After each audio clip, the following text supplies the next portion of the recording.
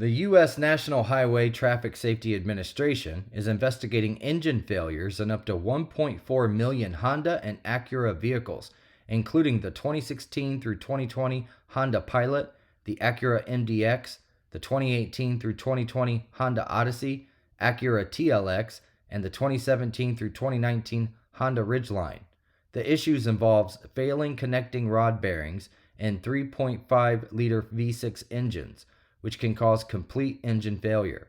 Honda had recalled 250,000 vehicles in November of 2023 for the same issue, but NHTSA received 173 complaints about vehicles not included in the recall, the New York Post has reported. Honda has confirmed it will cooperate with the investigation.